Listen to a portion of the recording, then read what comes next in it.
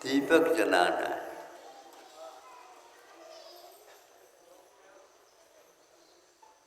दीपक लाओ,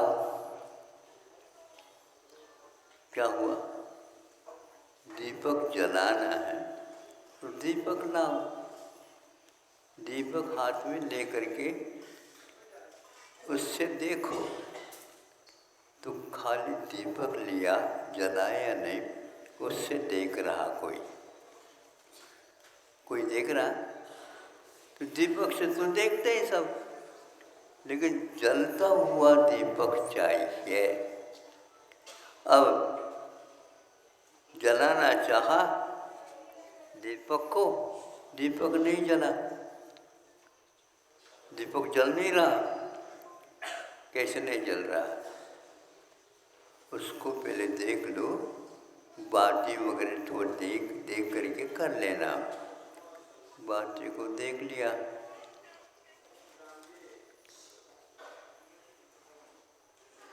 फिर भी नहीं जला, भैया तेल है क्या नहीं ये भी तो देख लो।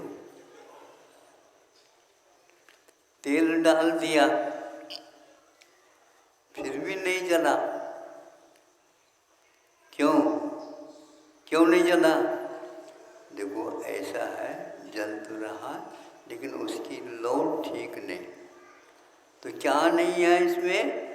दीपक में है, बाटी भी है, तेल भी है, किंतु उसके ऊपर की लो किट्टी मार से घुल गई है।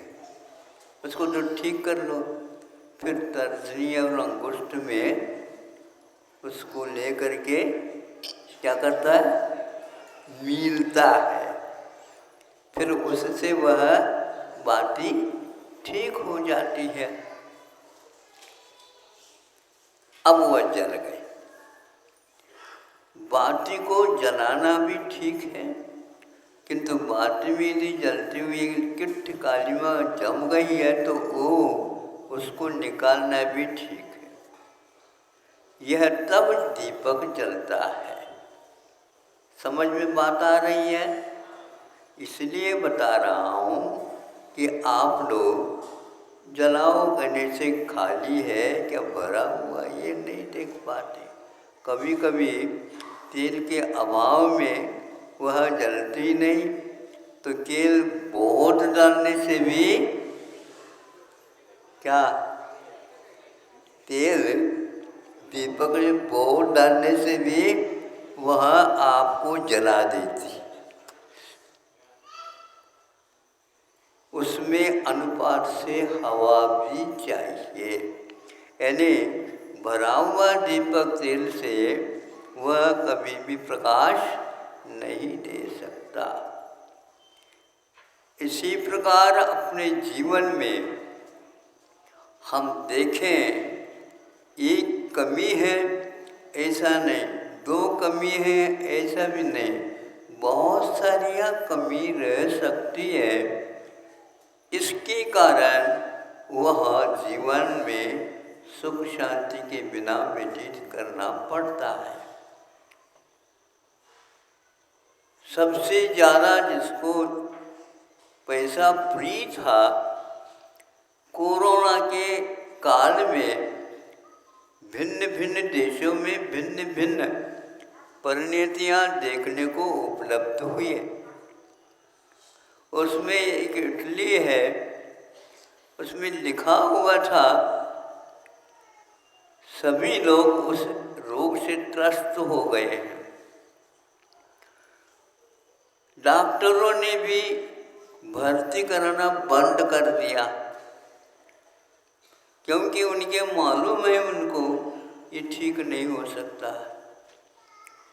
इस प्रकार जब हो गया हाहाकार जैसा, सुनो कितना अच्छा उन लोगों ने सोचा। उनमें से एक व्यक्ति अपने घर में जो नोट थे उन सब को फेंक दिया। इस पैसे से क्या प्रयोजन है? अपनी जिंदगी यदि नहीं बचा सकता, जिंदगी के लिए पैसा है क्या पैसे के लिए जिंदगी है? बोलो। जिंदगी के लिए पैसा चाहिए, पैसे के लिए जिंदगी नहीं है। जो व्यक्ति पैसे के लिए जिंदगी को खपा रहा है तो वह जिंद नहीं जिंद है। भूत लगा है उसको, घर की किसकी भी बात नहीं मानता वो, उसको तो पैसा ही कमाना, पैसा ही कमाना, पैसा ही कमाना। यदि ऐसा भूत लगता है तो पैसा ही कम आना, पैसा ही कम आना, पैसा ही कम आना होता है।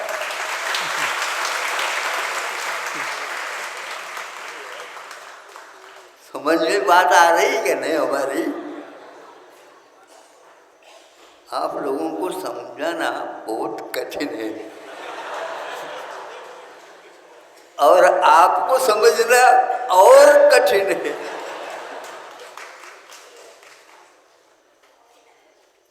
किंतु समझाना तो पड़ेगा ही।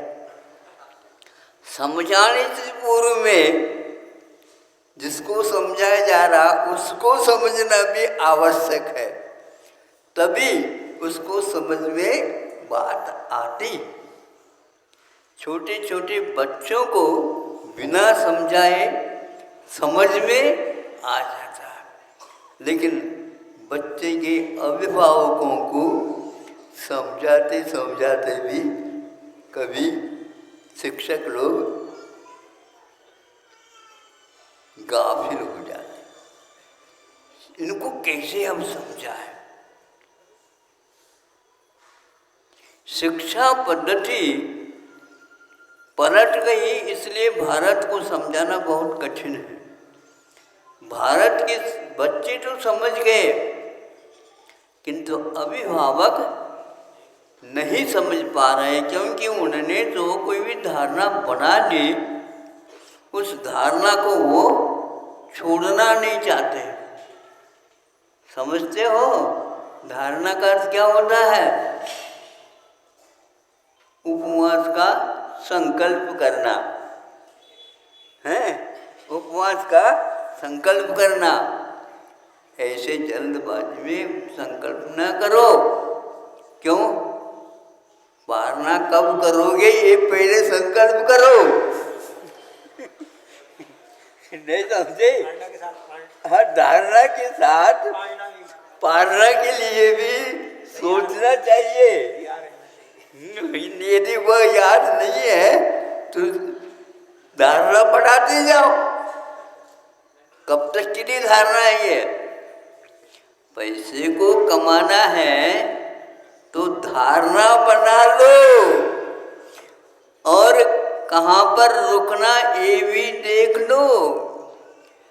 टिकट लेते समय ये टिकट दे दो, कहाँ का टिकट बताओ, कहाँ का टिकट बताओ? सिरपुर का टिकट दे दो।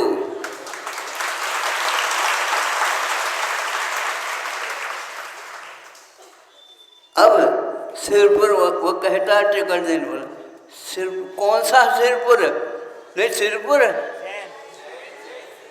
जैन नहीं लिखा गया ना।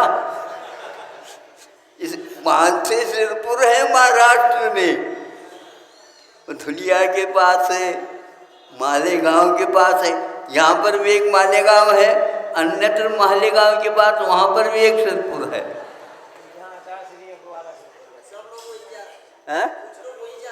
कुछ लोग नहीं, बहुत सारे लोग जाते हैं वहीं पर। फिर बाद में जहाँ पर महाराज का संघ है वहाँ पर तो कहता वहाँ पर जाओ, तो फिर लौटो। इसलिए धारणा और पारना दो चीज है, लेकिन धारणा के समय पर पारना को भी याद करना आवश्यक है। लेकिन कब तक याद रखो? जब खाया ही नहीं जा रहा है उस समय क्या करोगे? जब खाने की क्षमता समाप्त हो गई तो मुनि महाराज कहते हैं हमारा पूर्ण जीवन जब तक है तब तक के लिए त्याग है। इसको भक्त प्रत्याख्यान बोलते हैं। आपको जिंदगी चलाने के लिए अर्थ की आवश्यकता है।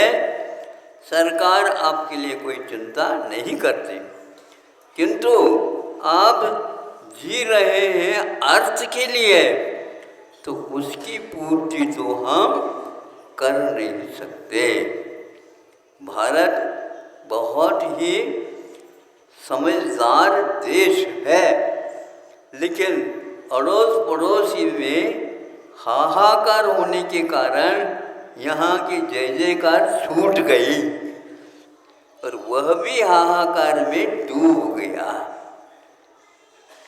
यहाँ अर्थशास्त्र पहले भी था, अभी भी है, किंतु आज भारत का जो अर्थशास्त्र है, अर्थशास्त्री है, वह विश्व में नाम कमाने लगे हैं।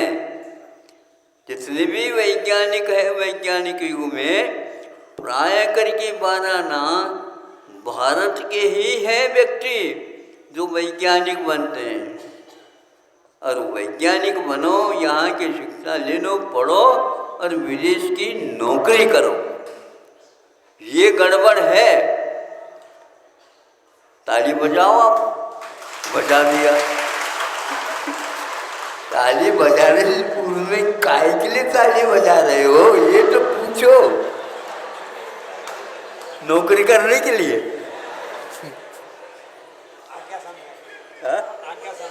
आज्ञा सम्यक तो है, लेकिन उस आज्ञा के साथ थोड़े तो बताओ ताली क्यों बज गई? एक व्यक्ति ने ताली बजा दिया, दूसरे ने भी ताली बजा दिया, सब लोगों ने ताली बजा दिया। अब जिसको नींद लग गई थी उसको उठ गया हो। आप लोगों ने ताली बजाया, क्यों बजाया? तुम भी बजाओ। गलत है ये। भारत सोचता है, कदम उठाता है। इसी के लिए आचार्यों ने ज्ञान की बड़ी आवश्यकता है। अगर आप ज्ञान करके पैसा पूरा खर्च करके नौकरी कर रहे हैं, ये भारत के अर्थशास्त्र के लिए एक प्रकार से स्वीकार नहीं है। अर्थ करे विद्या नहीं होती। इसी प्रकार आज धीरे धीरे शिक्षा नीति समाप्त हो गई, उसको धीरे धीरे बना रहे हैं, पूर्व स्थिति तक ला रहे हैं। चिकित्सा में भी यही हैरानी है। काहे के लिए चिकित्सा, किसकी चिकित्सा? सुनते हैं, अन्यथा नहीं ले, हमने सुना है और पढ़ा है, इसलिए कह रहा हूँ।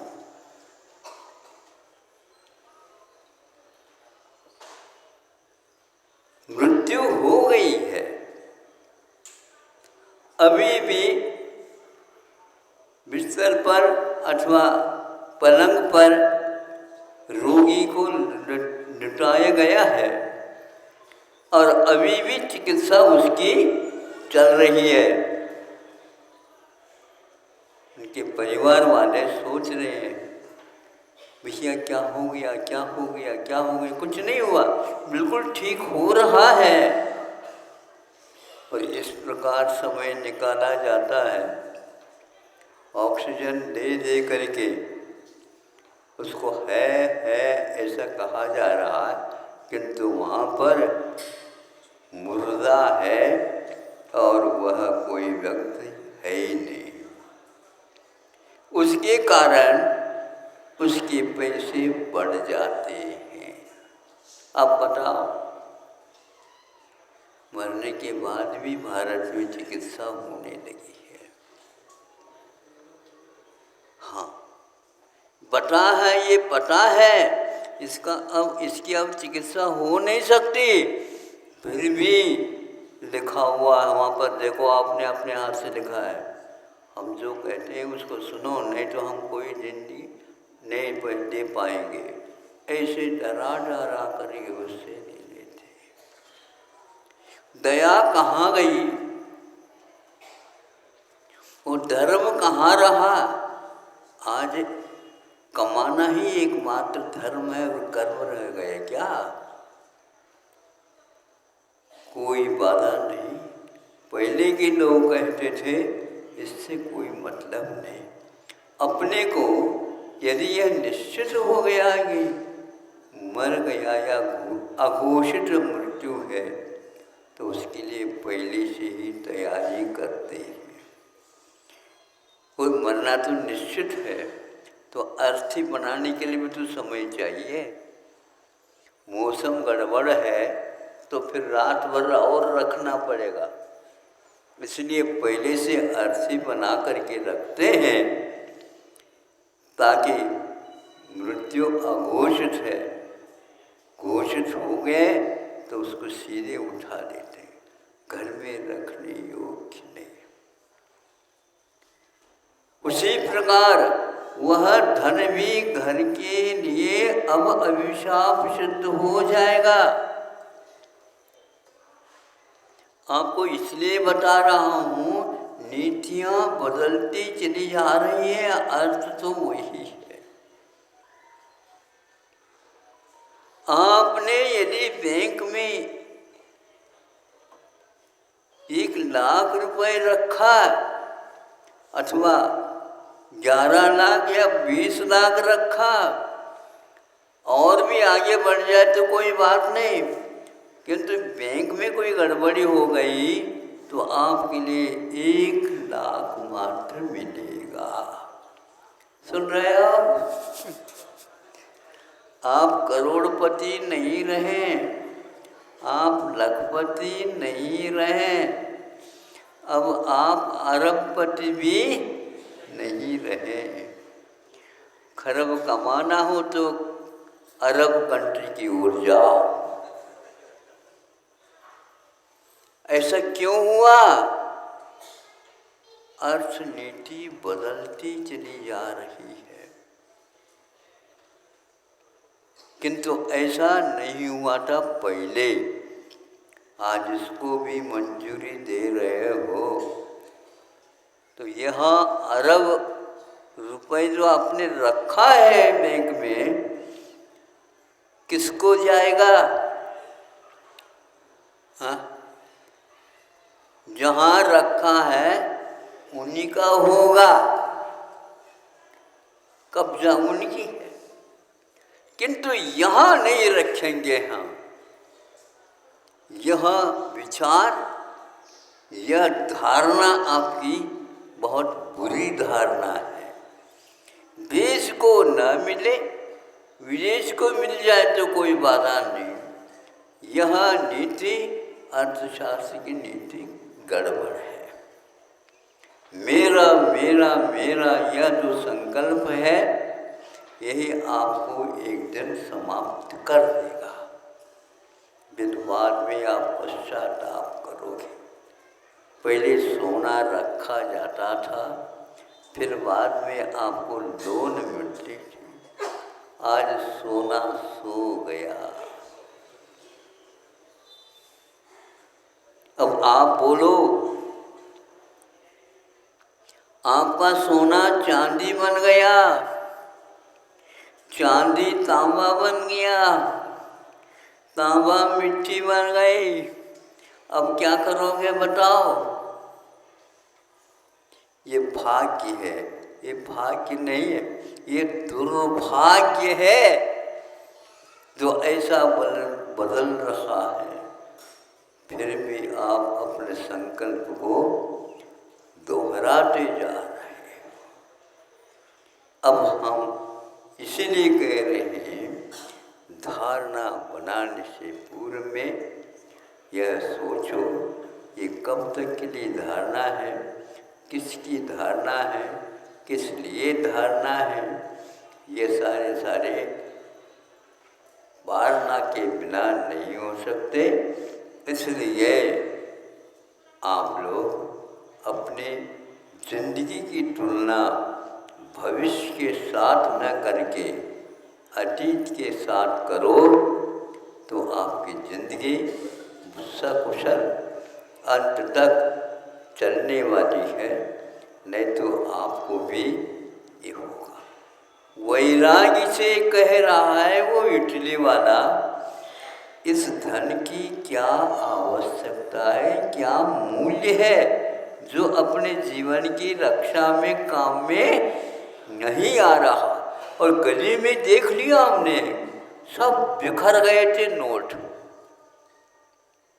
चिंतन करो, पहले के लोग जब यह मुद्दा आने वाली है पहले से ही कटिबद्ध होकर के खड़े होते थे और धारणा बना लेते थे कि हमारा यहाँ पर कोई तिलतुस मात्र भी नहीं है।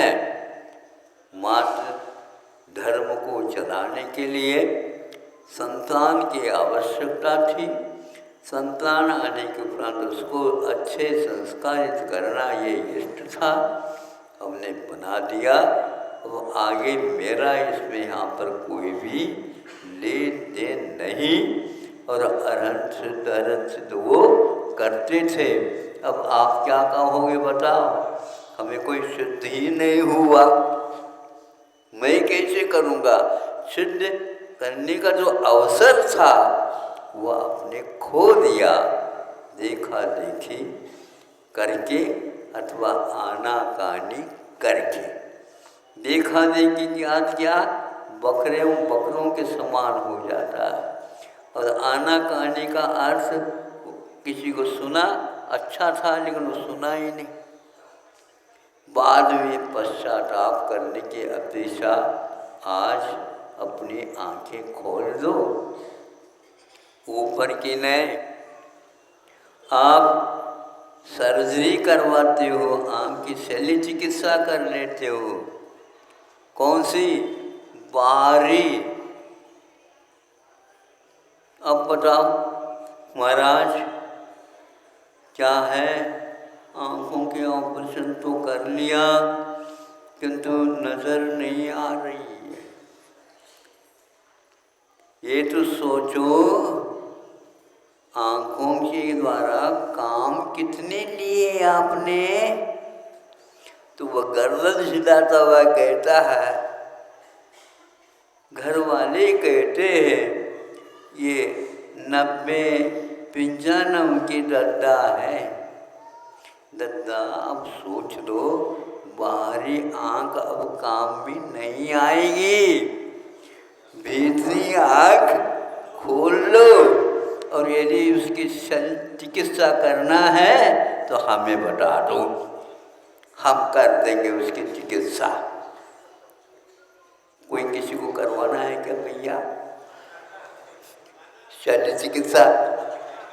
दादा की बात मत करो, भीतरी आँख की शल्य चिकित्सा के लिए 8 वर्ष भी पर्याप्त है।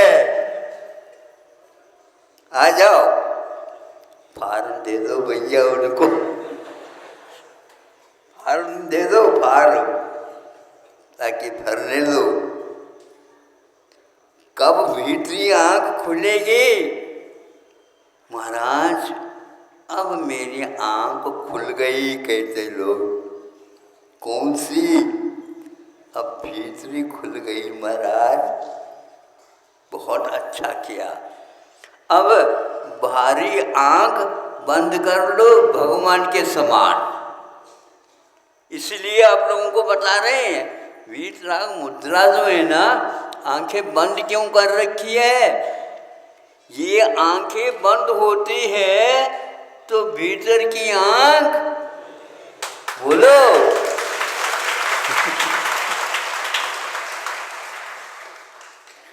बाहरी आँख खुलेगी तो भीतरी आँख बंद होगी, और भीतरी आँख खुलेगी तो पहले बाहरी आँख बंद होगी।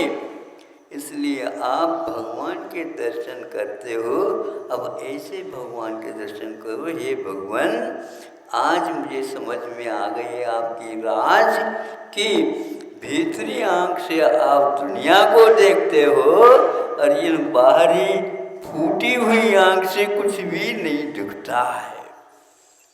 ये हे तत्व है। हे तत्व को देखने के लिए बाहरी आंख के साथ साथ भीतरी आंख खुलना चाहिए। आप लोग घड़ी की ओर देख रहे हैं, हमारे सामने भी घड़ी रखी गई है बड़ी। भीतरी आंख खोलने का अब आप लोग प्रयास करेंगे। पुरुषार्थ भी उसी के लिए है, बाहर से आंख बंद होता चला जाए। कानों से सुनना बंद होता है तो बहुत अच्छा है, आँखों से देखना बंद हो जाता है तो बहुत अच्छा है। वो आँखें अवकाश प्राप्त कर ली है, उम्र काफ़ी हो गई है। अब अमर आत्म तत्व का यदि दर्शन करना है, इस धन की ओर अर्थ की ओर न देख करके विषयों का कारण हमारा अज्ञान है, ये समझ करके बाहरी आंखें बंद कर लो और भीतरी आंख खोलने का प्रयास कर लो, अपने आप दिखने लग जाएगा। ऐसा परमो